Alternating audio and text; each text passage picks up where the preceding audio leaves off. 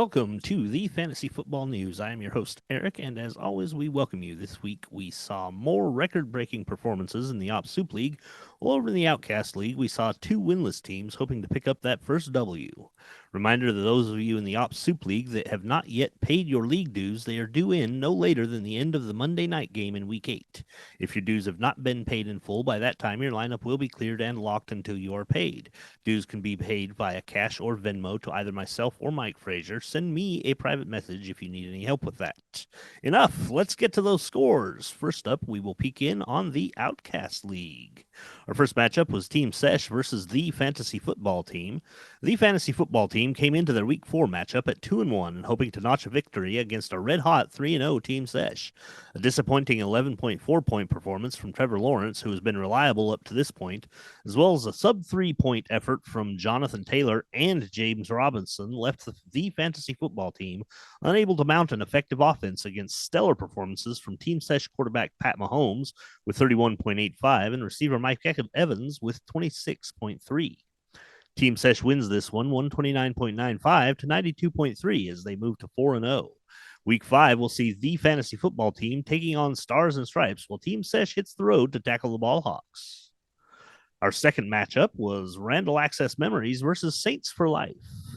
4 players on defending champs Saints for Life rosters, including quarterback Matt Stafford, failed to break the 10-point barrier. Performances like these can make it exceedingly difficult to win, and yet Amy still managed 132.7 points, a 41.65-point improvement over last week, and a score that would have beat all but 2 other teams in Week 4.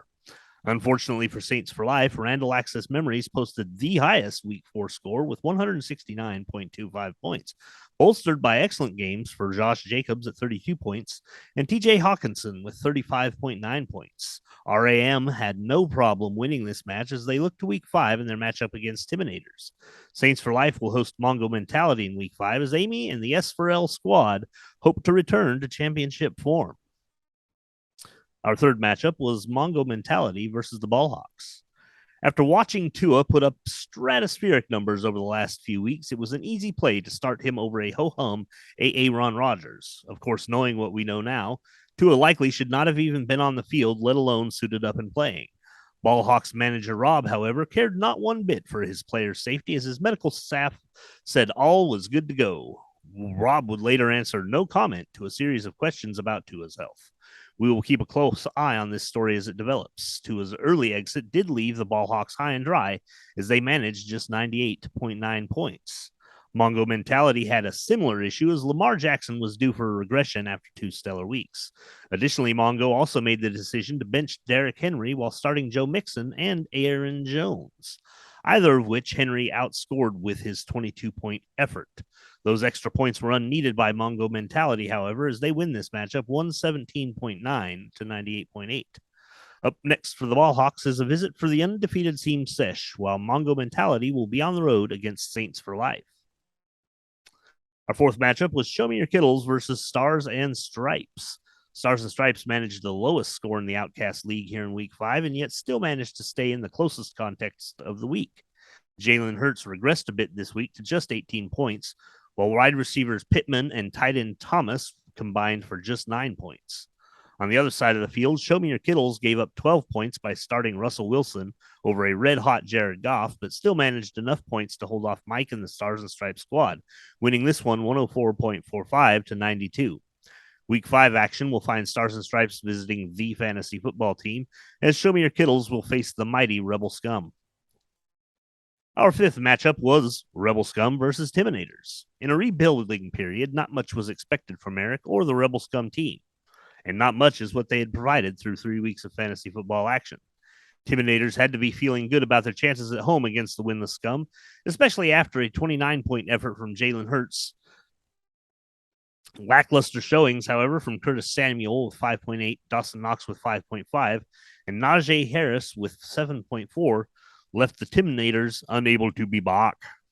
Meanwhile, on the Rebel Scum side, manager Eric was able to get significant gains in production from his running back core, as Rashad Penny earned 28.2 points on 151 yards and 2 TDs, while Miles Sanders came in at 28.6 points with his 156 all-purpose yards and 2 rushing TDs. The San Francisco defense also did their part, chipping in 20 points as Rebel Scum records the second highest team score of Week 4. Rebel Scum earns their first win of the season against Timinators, 139.4 to 102.6. Timinators will travel to Randall Access Memories in Week 5. Rebel Scum will host Show Me Your Kittles. Up next, the results of the Outcast League $10 weekly contest. Our Week 4 contest was quarterback with the most passing yards. Justin Herbert earned the win here for Timinators with 340 passing yards. Incidentally, there were 3 quarterbacks with more passing yards: Tom Brady, Jared Goff, and Matt Ryan, but none of them started on any Outcast roster. The Week 5 contest will be defensive special teams unit with the most turnovers. Tiebreaker will be total defense and special teams points scored. Good luck to everybody but Spencer. That will do it for the Outcast League scores. Stay tuned for Op Soup League scores and results, as well as our bad decision segment after this short message from our sponsor. You know, if you were to follow a busy doctor as he makes his daily round of calls, you'd find yourself having a mighty busy time keeping up with him. Time out for many men of medicine usually means just long enough to enjoy a cigarette. And because they know what a pleasure it is to smoke a mild, good-tasting cigarette, they're particular about the brand they choose. In a repeated national survey, doctors in all branches of medicine, doctors in all parts of the country were asked, "What cigarette do you smoke, doctor?" Once again, the brand named most was Camel. Yes, according to this repeated nationwide survey, more doctors smoke Camels than any other cigarette. Why not change to Camels for the next 30 days and see what a difference it makes in your smoking enjoyment? See how Camels agree with your throat. See how mild and good tasting a cigarette can be. Our first matchup in the Op Soup League was Don't Remember Didn't Happen versus 12th Man Mafia. Having the first overall pick in this year's draft helped 12th Man Mafia owner Veronica score Josh Allen, who through Week 4 is the number 2 overall fantasy scorer. Coming into Week 4, 12th Man Mafia was at 2-1 and hoping to enter the middle stretch of the season with a strong win. Josh Allen did all he could, posting 25.52 points. Unfortunately, without help from the rest of their roster, 12th Man Mafia was not able to put together any sustained scoring.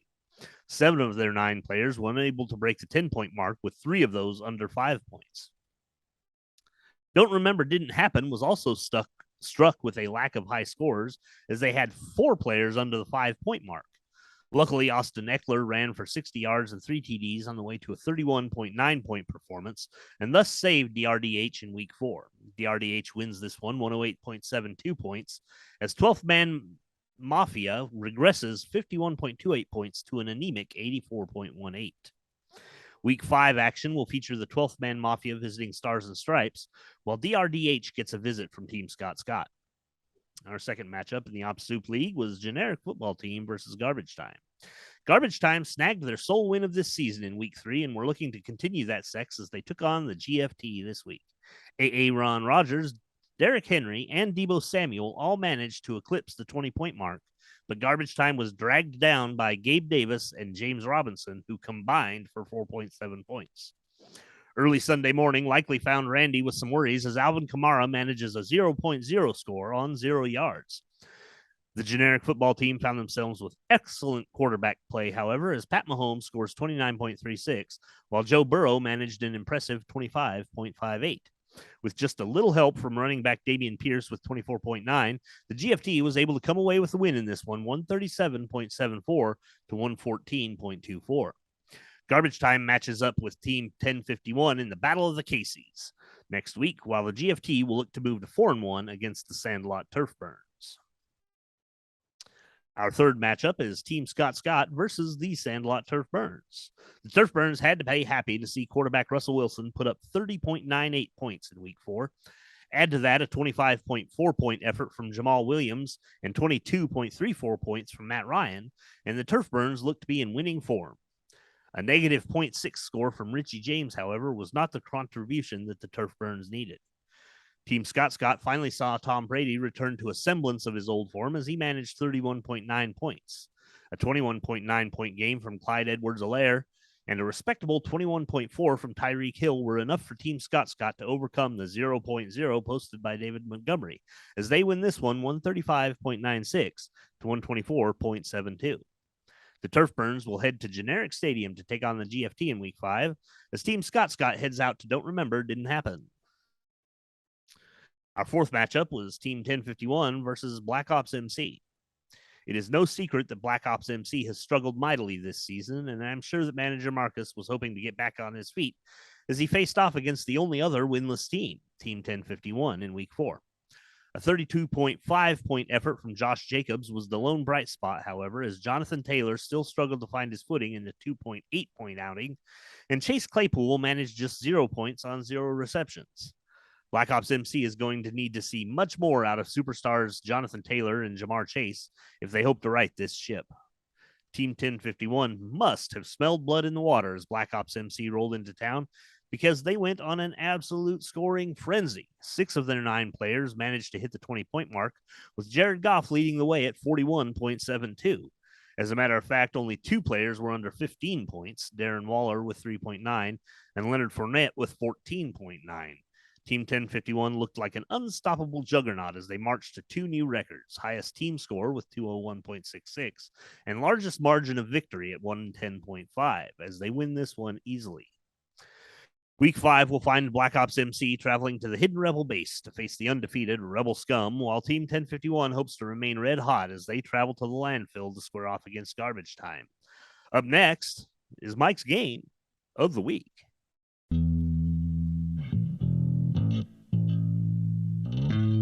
Mike's Game. It's Mike's Game. Mike's Game of the Week.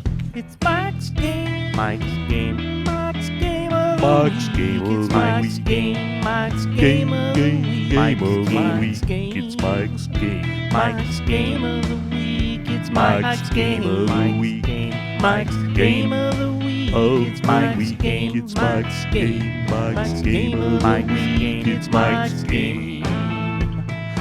Mike's Game of the Week. It's Mike's Game. Mike's Game. Game of Mike's Game. It's Mike's Game. Mike's Game. Mike's Game of Mike's Game. It's Mike's Game of the Week. Game of Mike's Game. It's Mike's Game of the Week. Mike's Game of the Week. Yeah. This week's Game of the Week was obviously the Thunderdome match between the only 2 undefeated teams left in the Ops Soup League, Rebel Scum and Stars and Stripes. If you will remember last year, these same 2 teams met in Week 6 in the same manner as they both sat at 5-0. Rebel Scum won that first match, but Week 8 last year saw these 2 teams rematch in what turned out to be the closest match that this reporter has ever witnessed, as Stars and Stripes beat Rebel Scum by just 0.06. That's 6/100ths of a point. Rebel Scum was hoping to win this Week 4 Rebel match, but Stars and Stripes was not going down without a fight. Going into Sunday night's game, Rebel Scum was only up by 3.22 points, with both teams having 2 players remaining. Fortunately for Rebel Scum, Mike Evans was off of his suspension and was a huge target as he collected 26.8 points. Stars and Stripes' 2 players struggled a bit as A.J. Dillon managed 8.9 points, and Alan Lazard scores 15.1. As the smoke cleared in the Thunderdome on Sunday night, Eric held a 6.02 point lead and still had Jeff Wilson to go on Monday night. It was all done but the crying, as Rebel Scum ends up being the one man that left the Thunderdome, handily defeating Stars and Stripes 134.16 to 114.74. Stars and Stripes will get a visit from the 12th Man Mafia in Week 5, and Rebel Scum will see Black Ops MC while they hope to extend their undefeated streak. Up next is our weekly $5 contest in the Ops Soup League. It was Jerry Rice week in the Ops Soup League as teams were competing to see which wide receiver could post the highest score. This week's winner was Commissioner Eric, as Mike Evans posted 26.8 points to lead the Week 4 scoreboard for receivers. Week 5 is Oops-a-Daisy week in the Ops Soup League as we look to find the team with the highest scoring bench player. Good luck to everybody this week, especially my opponent Marcus and Black Ops MC. I'm sensing a disturbance in the force.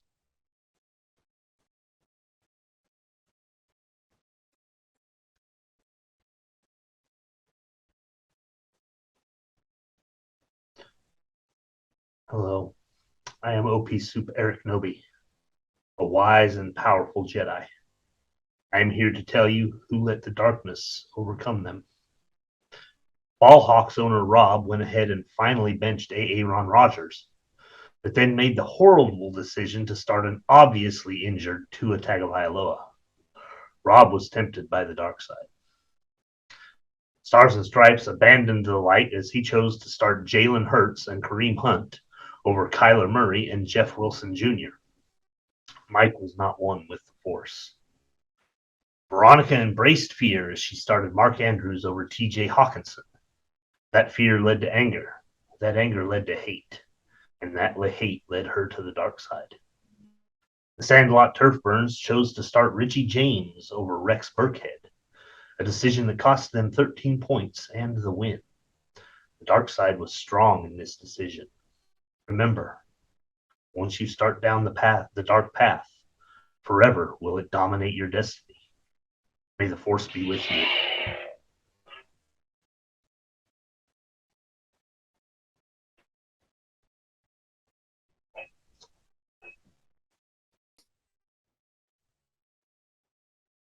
Wise words indeed. That will do it for this week's edition of the Fantasy Football News. Thank you all for watching. Good luck to everybody but Marcus and Spencer in week 5. I am Eric, and remember, here at Fantasy Football News, we're better than you.